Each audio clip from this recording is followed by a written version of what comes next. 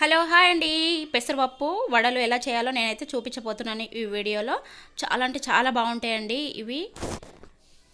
ఇలా పెసరపప్పు అయితే తీసేసుకోవాలి. పెసరపప్పు ఒక 2 కప్పులు అయితే నేను తీసేసుకున్నానండి. ఇలా తీసేసుకొని ఒక 2 గంటల సేపు మంచిగా నానబెట్టుకున్నాను. నానబెట్టుకున్న తర్వాత అయితే మిక్సీ జార్లో వేసేసి 2 పచ్చిమిర్చిలు వేసి మిక్సీ జార్లో వేసి అయితే నేను మిక్సీ పట్టేసుకున్నాను అనమాట. ఇది బాగా మెత్తగా కాకుండా కొంచెం బరకగా అయితే మనం మిక్సీ పట్టాలండి. ఇలా ఒక గిన్నెలో అయితే వేసేసుకోవాలి. తగినంత ఉప్పు వేసుకోవాలి. అలాగే ఒక చెంచా జీలకర్ర వేసుకోవాలి.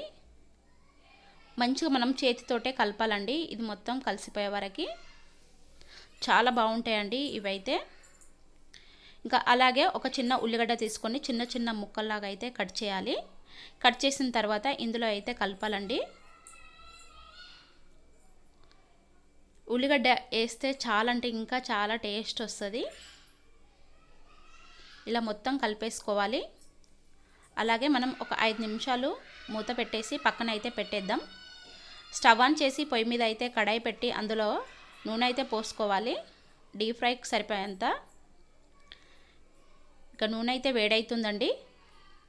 ఒక చిన్న కవర్ తీసేసుకొని దానిపైన అయితే మంచిగా వడల్లాగా ఒత్తుకోవాలి.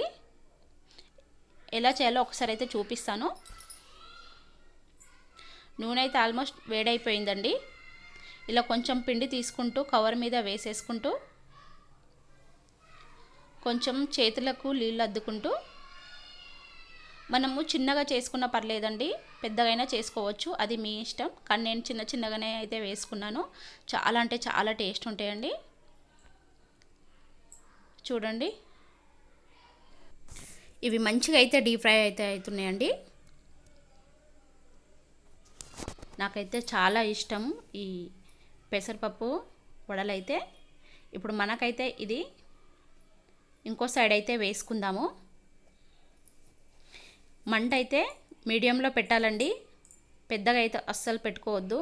మొత్తం పైన బ్రౌన్ కలర్ ఉండి మొత్తం లోపల అయితే పచ్చిగా ఉండిపోతుంది. చూడండి ఎంత బాగా అయ్యాయో. ఇలా బ్రౌన్ కలర్ వస్తే సరిపోతుందండి.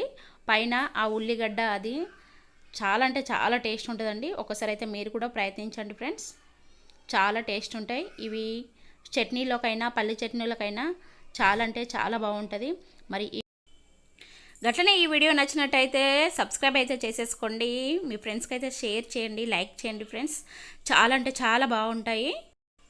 ఇంతసేపు ఈ వీడియో చూసినందుకు చాలా థ్యాంక్స్ అండి. ఓకేనా ఫ్రెండ్స్.